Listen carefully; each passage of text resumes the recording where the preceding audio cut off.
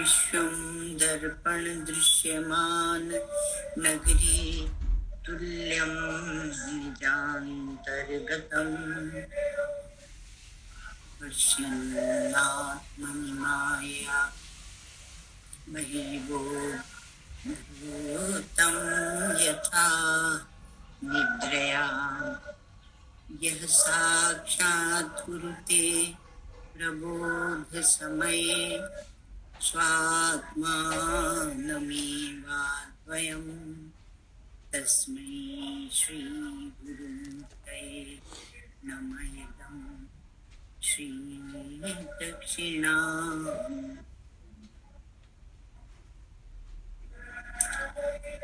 धर्मः कर्म विशेष एष विहितः शास्त्रैर्मनः शुद्धये शुद्ध्या सिद्ध पदार्थ बोधन विधा निर्बाधमाहीयते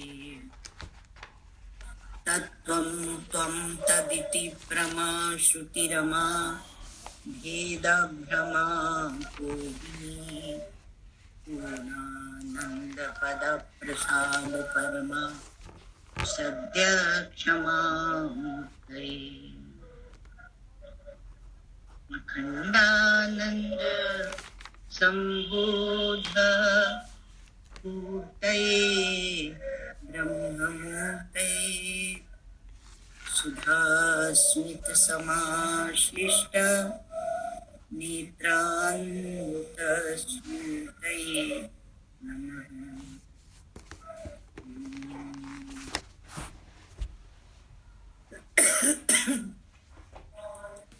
शंकरं शंकराचार्यं केशवं बादरायणं सूत्रभाष्यकृतौ वन्दे भगवन्तौ पुनः पुनः। ईश्वरो गुरुरात्मेति मूर्तिभेदविभागिने व्योमवद्व्याप्तदेहाय दक्षिणामूर्तये नमः।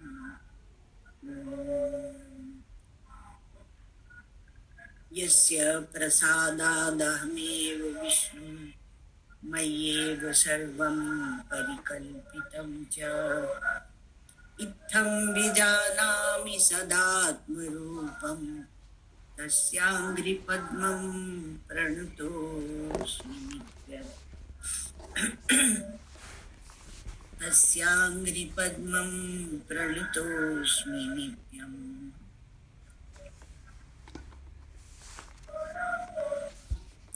कल हम लोग ये विचार कर रहे थे कि हमारे यहाँ आध्यात्मिक, आधिदैविक, आधिभौतिक तीनों प्रकार से विचार किया जाता है। ये हमारी एक वैदिक प्रणाली है और हमारे यहाँ शास्त्र माने श्रुति और युक्ति और अनुभूति तीनों को महत्व दिया जाता है। तो अनुभूति को महत्व देते हैं, इसलिए सब इतना सारा विचार करना पड़ता है। और वो अध्यारोप इसलिए कि लक्ष्य तो एक अद्वितीय तत्व है, सच्चिदानंद स्वरूप, प्रत्येक आत्मा से अभिन्न, सजाति विजाति स्वगत भेद रहित, जो एक अद्वितीय तत्व है, ब्रह्म है। तो वहां तक ही हमें पहुंचना है, अर्थात हम उसे ही चाहते हैं। तो वैज्ञानिक लोग तो आधिभौतिक प्रणाली से तत्व का निश्चय करते हैं और छानबीन करते हैं, लेकिन आध्यात्मिक और आधिदैविक अभी उनके यहाँ है नहीं। थोड़ी बहुत है, अंत नहीं, थोड़ा बहुत है भी। तो तत्व का निश्चय हम लोग इस प्रकार से करते हैं। तो अपने अपने विषय में आप देखिए क्या है कि आपकी जो ज्ञानेंद्रियां हैं उनको ही हम प्रमाण मान लेते हैं, लेकिन वो तो सीमित है। कैसे सीमित है? क्योंकि एक इंद्रिय अपने विषय में एक ही इंद्रिय प्रमाण होती है। रुद्र से हमें केवल शब्द का ज्ञान होता है और किसी इंद्रियों से शब्द का ज्ञान नहीं हो सकता। तो शब्द के विषय में केवल श्रोत्र ही प्रमाण है। तो क्योंकि श्रोत्र में आकाश तन्मात्र ही है, उसको वहां से वो लेते जाते हैं तन्मात्र को। तो इसी प्रकार से ज्ञानेंद्रियों में एक एक तत्व है और वो तन्मात्र ही है ना। और इसी बात को हम लोगों ने विचार किया था और उसके अधिभूत भी, अधिदैव भी, अध्यात्म भी, उसका विचार किया। जैसे एक पुष्प है तो उसमें आचु तत्व उपस्थित है, शब्द स्पर्श रूप रस गंध सब उपस्थित है, किंतु नेत्र केवल उसके रूप को देखेगा कि पीला है कि लाल है कि कौन से रंग का है, वो उसको केवल वो ही देखेगा। और त्वचा, वो त्वचा उसकी केवल कोमलता को और रसना उसका स्वाद बताती है, नाक उसकी गंध बताती है और कान उसका शब्द जो भी चटपट जो शब्द होता है वो बताते हैं। तो इसलिए ये निश्चय किया जाता है कि ये जो ज्ञानेंद्रियां हैं ये एक एक भूत से बनी है और इसलिए पुष्प के एक एक गुण का ही प्रकाश करती है, जबकि पुष्प में पांचों भूत है और उन पांचों का जब समन्वित रूप होता है तब उसको पुष्प का ज्ञान कहते हैं। तो हम लोग क्या करते हैं कि ये जो पांच का अलग अलग लेकर और इसमें एक साथ जो ज्ञान होता है उसका विचार नहीं करते हैं कि उनकी जो सीमा है वो मर्यादित है। एक इंद्रिय एक ही विषय का ज्ञान करेगी, जैसे कि श्रोत्र इंद्रिय शब्द का, त्वग इंद्रिय स्पर्श का, चक्षुर इंद्रिय उसके रूप का, रसन इंद्रिय रस का, घ्राण गंध का। तो फिर इसका समन्वित जो रूप है, उन सबका जो समन्वित रूप है उसका ज्ञान कैसे होगा? कहा कि वो अंतःकरण से होता है या कहो मन से होता है। तो इसलिए फूल में, वो पुष्प में, मन में, दोनों में पंचभूत है। क्योंकि एक और हमारे एक नियम बताया जाता है कि सजातीय ही सजातीय को ग्रहण करता है। सजाती को जब हमने अपने आप को जड़ से जोड़ के रखा है तो वह उस परम तत्व को कैसे दिखाएगा? खोज तो हम उस परम तत्व की कर रहे हैं, तो उस परम तत्व को वो इंद्रिय कैसे दिखाएगी? क्योंकि उसकी सीमा मर्यादित है ना। तो कहते भी हैं सेंसेस और फिर बोलते हैं कि सिक्स्थ सेंस है ना। तो ये सब बात कही जाती है पर वो अंतःकरण ही समझिए। तो दोनों में पंचभूत है, इसलिए 5 प्रकार का ज्ञान होता है। और इंद्रियों से परे जो वस्तु है, अभी उसमें हम लोग कोश में भी मनोमय कोश में पहुंच गए समझ लो। तो जो इंद्रियों से परे की वस्तु है उसको ये इंद्रियां नहीं दिखा सकती, ठीक है। और पंचभूत से इंद्रियां बनी और पंचभूत से मन बना। तो पंचीकृत रूप में है और मन में, इंद्रियों में पंचीकृत रूप में है और मन में अपंचीकृत रूप में है, लेकिन है उसी के साथ ही।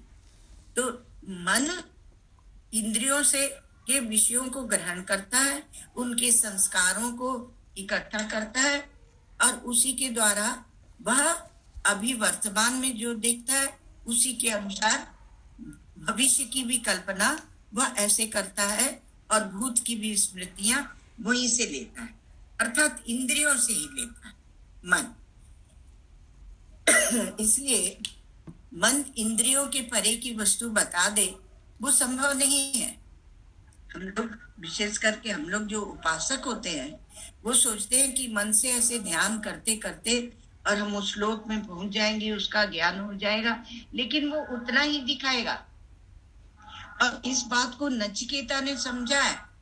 नचिकेता ने ये प्रश्न उठाया है कि सर्व इंद्रियानाम जरयन्ति तेजा, तो जो भी जिस लोक में जाएंगे तो वहां भी तो इंद्रियों से ही तो ज्ञान ग्रहण करेंगे और उसी के सुख को हम भोगेंगे। तो ये पुष्प जैसे पंचभूतों की रचना है, उसी प्रकार से सारे जो पदार्थ बने हुए जो हमको दिखते हैं वो पंचभूतों के परस्पर मिलने की प्रक्रिया से उसी को पंचीकरण कह देते हैं। और जिस पदार्थ में जिस भूत की प्रधानता होती है उसमें उसका अधिक प्रतिशत होता है, अधिक प्रतिशत उसका भाग रहता है। जैसे ऐसे मान देते हैं कि 50% उसका भाग है और 50 में फिर दूसरे 5 भूतों का भाग है। ऐसे सभी तत्वों का ऐसे विचार करके हम लोगों को पंचीकरण की एक बात बताई। तो मिलने की जो आपस में मिलने की जो यह प्रक्रिया है जिसके कारण पंचीकृत हो जाता है और वह पदार्थ हमें दिखने लगता है, अर्थात सूक्ष्म से स्थूल हो जाता है, उसी को कहते हैं पंचीकरण। जैसी मिट्टी है तो उसमें आधा भाग पृथ्वी का है और शेष भाग में जल तेज वायु आकाश आदि से बराबर मिला के ऐसे बता दिया। तो हमारा जो स्थूल शरीर है वो पंचीकृत महाभूतों का विकार है। ये बात भी आपको कल बता चुके हैं, ध्यान में रखिएगा। वह उसका महाभूतों का कार्य नहीं है, पर क्योंकि महाभूत वो अंतिम कार्य है तो उनका वह क्या है, तो फिर जो दिखता है वो विकार दिखता है।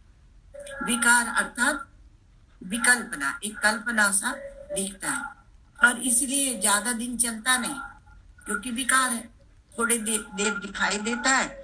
अब ये हमारी मूर्खता है कि हम उसके साथ तादाद में कर लेते हैं, लेकिन वह हमें एक औजार दिया गया है एक सदुपयोग करने के लिए, उसमें बुद्धि भी दी गई है कि आप विचार कर सके, तो विकार है।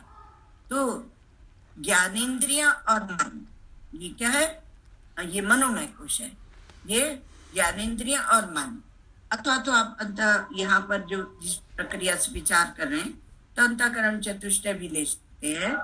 ये अपंचीकृत महाभूतों से बने ना, और मन क्या करता है कि ये 5 तन्मात्रों को ग्रहण करता है और ज्ञानेंद्रियों की से विशेष मन की बात ये होती है कि ज्ञानेंद्रियां तो केवल अपने एक एक विषय को ही ग्रहण करती हैं और विद्यमान विषय का वो प्रकाश करती है, जबकि मन 5 विषयों को और भूत भविष्य वर्तमान विषयों को भी प्रकाशित करने की सामर्थ्य रखता है। इसलिए हम मन के जाल में बहुत जल्दी फंस जाते हैं और बहुत बुरी तरह से फंसे हुए हैं।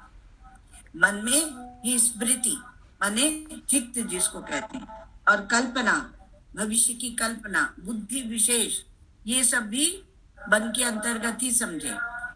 तो फिर भी एक और है कि मन की एक और बात है कि एक समय में एक विषय का ही ग्रहण होता है। आप लोगों को सुनाई पड़ रहा है? तो क्या आज पूजा देर तक चल रही, कल से हम ये खिड़कियां बंद रखेंगे तो आप लोग को ज्यादा समझ में आएगा। सुनाई दे रहा है, कोई दिक्कत नहीं, कोई प्रॉब्लम नहीं। क्या? हाँ सुनाई दे रहा है, बिल्कुल सुनाई दे रहा है। सुनाई नहीं पड़, बिल्कुल सुनाई दे रहा है। नहीं, ठीक है, अच्छा बोलो। ये मतलब ये शास्त्रीय ये जो प्रक्रिया है इसको भी आप एक विज्ञानी पूरी तरह से समझें। तो अब इसमें क्या है कि मन 5 विषयों को ग्रहण कर सकता है, मन में ये सामर्थ्य है। और भूत भविष्य वर्तमान, भूत को लेके स्मृतियां बनती है और वर्तमान में जो ग्रहण करता है उससे संकल्प विकल्प करता है और भविष्य को लेके वो कल्पना करता है और बुद्धि से फिर उसको लेकर वह तो इस पर भी मन से एक समय में एक ही विषय का ग्रहण होता है। इसलिए बोलते युगपत ज्ञानानुत्पत्ति, मन का यह स्वभाव है कि युगपत को ग्रहण नहीं कर, वो एक बार में एक ही ज्ञान का जल्दी जल्दी ग्रहण करता है, इसलिए हमें लगता है कि इतना ग्रहण कर लिया। जैसे 5 उंगलियां दिखाई जाती हैं, तो कितनी उंगलियां? तो कहा 5। तो जल्दी से स्पीड में उसने ग्रहण कर लिया, पर वो एक एक ही ग्रहण करता है, 1 2 3 4 5। तो इसलिए युगपत मन एक साथ ज्ञान अनुत्पत्ति, ज्ञान की उत्पत्ति नहीं होना, ये मन का स्वभाव होता है। तो मन का क्या क्या हम लोगों ने देख लिया कि वो तो एक बार में एक ही विषय को ग्रहण करता है, और वह अपंचीकृत पंच महाभूत का बना हुआ और है, बना पंच का है। तो इसके इंद्रियों से ग्रहण करता है, इंद्रियों को लेकर संस्कार बनाता है, उन्हीं को लेकर वो जीवित रहता है। इसलिए मन बहुत दूर की कल्पना कर ले, लेकिन वह कल्पना भी हम सोचते हैं कि हमने शास्त्रीय कल्पना की या हमने विशेष अनुभव किया, पर ऐसी बात नहीं है। तो मन अपंचीकृत महाभूतों का संघात है, इसलिए वो शब्द स्पर्श रूप रसगंध सबको ग्रहण कर लेता है। तो ये पंच महाभूतों की जो सात्विक तन्मात्र माने तन्मात्र अर्थात अपंचित, तो सात्विक जो तन्मात्रा है उससे ये मन और ज्ञानेंद्रियां बनती है, और राजस तन्मात्रा से क्रियात्मक है तो कर्मेंद्रियां और प्राण बनते हैं, और तामस तन्मात्रा से विषय और बाह्य पदार्थ बनते हैं। अब हंसी इसलिए आई कि ये सब कुछ हम लेने वाले नहीं थे, और हमें भी इसको संक्षेप में करके छोड़ना था। जो प्रश्न उठ गया तो वह विचारणीय था, इसलिए इसमें बहुत कुछ आगे भी समझाया जा सकता है, लेकिन इसका साक्षी आत्मा मैं हूँ, ये बात विशेष समझने की है। तो मन बुद्धि चित्त अहंकार ये 4 प्रसिद्ध है, और इसी को अंतःकरण चतुष्टय भी कहते हैं। तो इसमें ज्ञानेंद्रियां 5 है, आप जानते हैं, कर्मेंद्रियां भी 5 है, आप जानते हैं, प्राण 10 है, वो आप जानते हैं। तो आकाश की जो राजस तन्मात्रा होती है उससे वाक कर्मेंद्रिय, जिसको शब्द बोलते हैं, वो बनते हैं। इस प्रकार से पूरा समझाया जाता है, जिसको लगभग हम लोग करके आए हैं पहले। तो ये कर्मेंद्रियां और ज्ञानेंद्रियां एक दूसरे की पूरक भी होती है, क्योंकि वो रजोगुण से, वो सत्वगुण से है। जैसे शब्द कौन सुनता है? कान, और वह उसको जहाँ शब्द सुनाई पड़ रहा है वहां चलकर कौन जाता है? पैर। इस प्रकार से उसको जोड़ते जाते हैं। तो हमारी जो इंद्रियां हैं वो कैसे मिलके काम करती हैं। अब ये जो 10 इंद्रियां, 5 ज्ञानेंद्रियां, 5 कर्मेंद्रियां, ये अपंचीकृत पंचभूतों से बनी है। जो हम बाहर देखते हैं वो नहीं, पर आप देखते हैं जब सो जाते हैं तब सूक्ष्म शरीर में भी ज्ञानेंद्रियां कर्मेंद्रियां रहती हैं। तो यदि ज्ञानेंद्रिय है तो रजोगुणी तन्मात्रा से कर्मेंद्रियां बनी है। तो सत्वगुण क्या है? ज्ञानात्मक होता है, अर्थात ज्ञानात्मक का अर्थ होता है कि वो दिखाता है और वो कुछ करता नहीं है। जैसे आंख से आप देखते हैं तो आंख दिखाती है, लेकिन एक बात आप ध्यान रखना कि उपस्थिति नहीं है। एक रूप को देखा और छोड़ दिया, दूसरे को देखा और छोड़ दिया, ऐसे असंगता है उसमें। क्योंकि ज्ञानात्मक जब कहते हैं तो बात थोड़ी सी समझने की हो जाती है, उसको अनुभव से समझना चाहिए ना। तो सात्विक तन्मात्रा से कर्मेंद्रियां, रजोगुणी तन्मात्रा से तो सत्वगुण जो है वो ज्ञानात्मक अर्थात उस वस्तु को दिखाता है, और ज्ञान चाहे वो इंद्रियों तक उतर के आया है, पर ज्ञान हमेशा असंग होता है। शायद किसी के चित्त में शुद्ध ज्ञान की एक आकांक्षा जाग जाए, एक बता ज्ञान की ऐसी महिमा है कि वो ज्ञान नहीं बंधता नहीं है, वो बंधता नहीं है। इसलिए और फिर कहा कि नहीं, जो हमारे देखने के स्थान है तो वो क्रिया, उनकी क्रिया के स्थान है, वो गोलक है। तो गोलक है और वो स्थूल है, वो पंचभूत के तमोगुण की तन्मात्रा से बनते हैं। तो इंद्रियां जो है स्थूल भूतों से नहीं बनती हैं। तो इंद्रियां और सांख्य दर्शन तो यहाँ तक कहता है कि पूरे शरीर में व्यापक होती हैं। अब कहीं भी उनका गोलक, गोलक माने ऑफिस बना सकते हैं। हो सकता है वैज्ञानिक आगे अनुसंधान करे, और ये इसलिए भी ये बात समझ में आती है। तो वो तो एक बात ये कही जाती है कि पैर में भी आपको देखने की शक्ति आ जाए, पर इसलिए भी कही जाती है कि बहुत बार क्या होता है, जैसे आप सुनेंगे गांव में, तो ऐसी निराधार बात नहीं होती। तो चींटी जो है वो नाक से देखती है, और सांप जो है वो नेत्र से सुनता है। तो ये सब ऐसे बातें कही जाती हैं। और आपने खुद के कि आपकी जो एक इंद्रिय है जिह्वा, तो उसमें रसना और वाक माने वो स्वाद भी लेती है, और कर्मेंद्रिय भी है, उसमें बोलने की शक्ति भी है।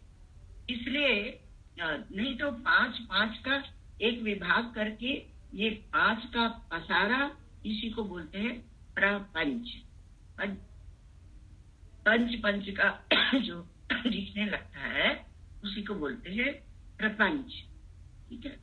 तो अब ये गोलक जो होते हैं वो भी परिच्छिन्न नहीं है, और इंद्रियां भी शरीर व्यापी है। इसलिए आप पुराणों में सुनते हैं कि उनके 1000 नेत्र थे। तो दूसरों का दोष देखते थे तो उनको इंद्र को 1000 नेत्र दे दिए भगवान ने। तो तुम इतने नेत्रों से दूसरों का दोष रहो।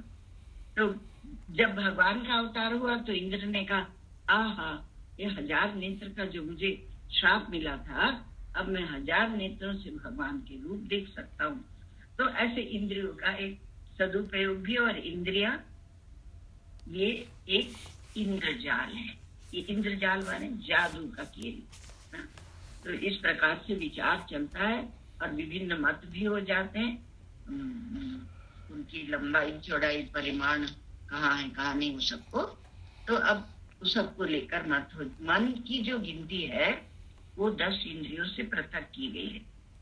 किंतु अभी आपको बताया था कि 10 इंद्रियों से निरपेक्ष होकर प्रत्यक्ष दर्शन का सामर्थ्य इसमें नहीं है। इस मन को आप इतना, हमारा मन नहीं हुआ हम नहीं करेंगे, हमारा मन है हम नहीं खाएंगे, माता पिता ने कहीं विवाह तय किया हम नहीं करेंगे, क्यों नहीं करोगे, हमारा मन नहीं है। कोई आजकल बोलते हैं कि स्वतंत्रता है, स्वतंत्रता नहीं है, भारी पराधीनता है। किसकी पराधीनता है? तो वो तो माता पिता का जीवन भर का अनुभव होता था, उसको छोड़कर और अपनी इंद्रियों की पराधीनता में मनुष्य जीवन जी रहा है, और निम्न ऊर्जा। तो हमारा मन नहीं हुआ तो हम ऐसे करते, और हमारी स्वतंत्रता है, हम कपड़े आधे पहने चाहे ज्यादा पहने, उसमें तुम हमें बहुत, उसी में स्वतंत्रता दिखती है, कलता में स्वतंत्रता दिखती है। तो मन बेचारा वो इंद्रियों से निरपेक्ष नहीं है, और इंद्रियां आपको सत्य का दर्शन नहीं करा सकती। इसलिए इंद्रियों के इंद्रजाल में फंसकर ये जीवन नष्ट हो जाता है।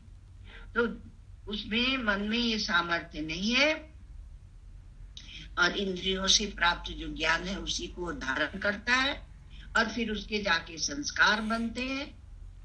संस्कार के अनुसार ही मन कल्पना करता है, और संस्कारों से फिर और सूक्ष्म होकर वासना बन जाती है। तो उसके अनुसार ही फिर संस्कारों के अनुसार जो कल्पना करता है, और कल्पना के अनुसार फिर उसको मानस प्रत्यक्ष होता है। तो इंद्रियातीत जो स्वतः सिद्ध वस्तु है उसको मन के द्वारा नहीं जाना जा सकता। इसका वेदांत खासकर इसका बड़ी कठोरता से निराकरण करता है। तो इतना विवेक करने की सामर्थ्य, सूक्ष्म विवेक करने की सामर्थ्य जागृत होना चाहिए। इतना जो विचार का ये फैलाया जाता है, तो क्यों बताते हो हमें इस समय में? इतना ही बता दो ना कि आत्मा ब्रह्म है, और हम आंखें बंद कर करके और ध्यान करें। तो ध्यान किससे करोगे मेरे बाप? ध्यान भी तो मन से ही करोगे ना। तो पहले उस मन को समझ लो। अष्टावक्र जी बोलते हैं कि जिसका ध्यान नहीं कर सकते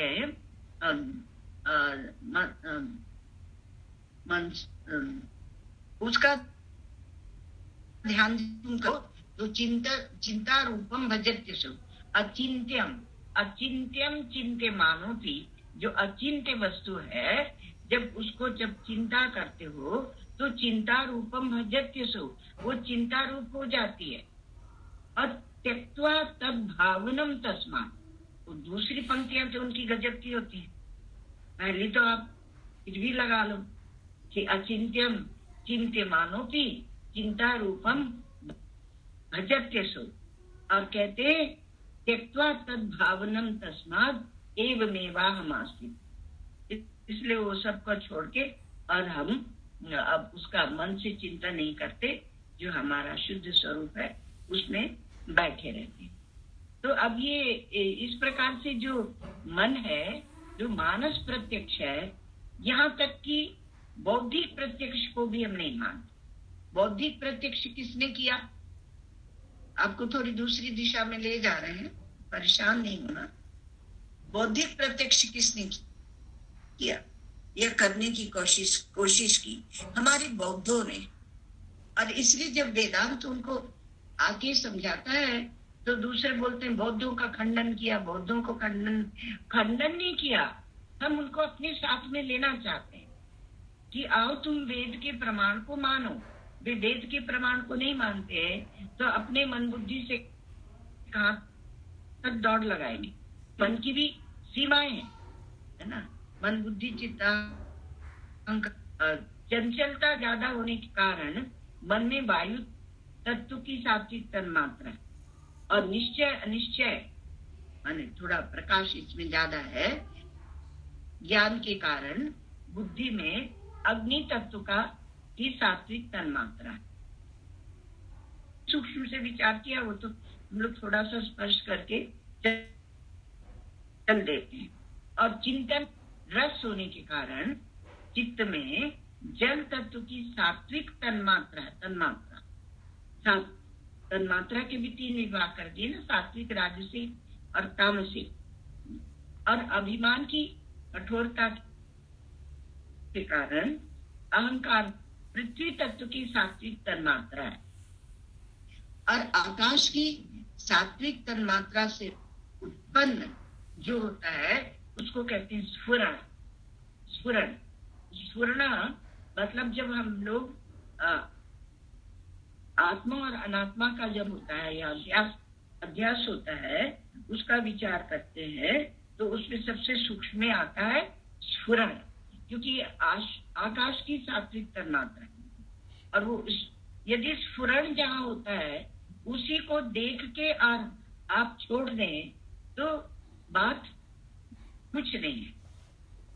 क्योंकि स्फुरित हुआ ये दृश्य प्रपंच, ये नाम रूपात्मक जगत, और उसकी स्फुरणा हुई और बस वहीं से आपने अपने स्वरूप पे आके वापस बैठ गए, तो फिर कुछ भी नहीं है। फिर उस स्फुरण को और आगे बढ़ा देते हैं, नाम रूप में ले जाते हैं। तो ये स्फुरण को भी हम 5वां विभाग जब मान लेते हैं तो एक तन्मात्रा में भी पंचीकरण की प्रक्रिया हो जाती। और स्फुरण का कार्य क्या होता है? स्फुरण का कार्य होता है जैसे कि मन का संकल्प विकल्प, बुद्धि का निश्चय, चित्त में स्मृति या चित्त विज्ञान, पुरानी वस्तु को लाते हैं, अनुसंधानात्मिका अंतःकरण वृत्ति ना, और अहंकार में अभिमानात्मिका अंतर। तो स्फुरण में क्या करोगे भाई? तो स्फुरण में कहा कि उसमें उसको 5वां विभाग मान लो, क्योंकि 5 सब जगह ले रहे हैं। तो स्फुरण का कार्य होता है अंतः ज्ञान। कभी आप इसको इंट्यूशन भी कहते हैं। ये इंट्यूशन को भी कुछ ना, अहलाम हुआ, क्या होता है, इल्हाम हुआ, ये सब जो होता है ना, तो उसको भी वो नकार देता है। इसलिए वेद के प्रमाणत्व की जो बात है कि उसी से ईश्वर सिद्ध होता है और ईश्वर से ही वेद सिद्ध होते हैं, उसको समझना थोड़ा सी एक सूक्ष्मता की बात। वो ऐसे नहीं है कि आप उसको, अगर किसी ने कहा कि हमारे वेद में नहीं है तो हम नहीं मानेंगे, तो उसको क्या कहते हैं हम लोग क्या कहते हैं, आज के हम लोग पढ़े लिखे हो, क्या एक शब्द चला है वो क्या, जेन जी, तो जेन जी एक शब्द चला, मतलब आज की जनरेशन कंप्यूटर युग की, तो उनको वो लोग उनको क्या बोलते हैं, अरे ये तो लकीर के फकीर हैं, तो कट्टरपंथी है, पोंगा पंडित है, और ये पंडितों का सब ऐसा वो है, जाने बिना हम लोग ऐसे बोलते। ये ब्राह्मणों ने सब ऐसे वेद करके और सबको फंसा रखा है, जाने बिना आप ऐसा बोल रहे। आप देखिए तो सही कि उसमें कितना विज्ञान कितना विज्ञान है। आप तो समझ में आ रहा सबको, कल भी आपको दृष्टांत बताया था कि परेशान है। तो ये 5 को लेकर जो, मतलब अंतःकरण चतुष्टय सब जगह बोलते हैं, और अंतःकरण 5 है, वो किसमें बोला है, वो पैंगलोपनिषद में बोला है। तो पंचभूत आत्मा नहीं हो सकते क्योंकि 5 है, और वेद प्रमाण से आत्मा अनेक नहीं होता, वो तो एक ही है। तो ज्ञेय होने के कारण भी ये आत्मा नहीं हो सकता, क्योंकि आत्मा जो है वह ज्ञाता है। पंच महाभूतान्यात् पंचत्वात् ज्ञेयत्वात्, पंच महाभूत भूतानि आत्मा न भवन्ति पंचत्वात् ज्ञेयत्वात्, क्योंकि वो एक तो 5 है और दूसरे ज्ञेय। तो कहा कि ऐसे क्यों नहीं मान लेते कि पंचभूतों का समूह या विकारों का समूह आत्मा है, तो वो भी नहीं हो सकता ना, क्योंकि संघातस्य परार्थत्वात्, जो संघात एक नियम और है कि जो संघात माने समूह जो होता है वो दूसरे के लिए होता है, स्वयं के लिए नहीं होता। तो अभी आज नहीं, क्योंकि समय ज्यादा हो गया। सर्वे भवन्तु सुखिनः, सर्वे सन्तु निरामयाः, सर्वे भद्राणि पश्यन्तु, मा कश्चित् दुःखभाग् भवेत्। असतो मा सद्गमय, तमसो मा ज्योतिर्गमय, मृत्योर्मामृतं गमय। ॐ पूर्णमदः पूर्णमिदं पूर्णात् पूर्णमुदच्यते, पूर्णस्य पूर्णमादाय पूर्णमेवावशिष्यते।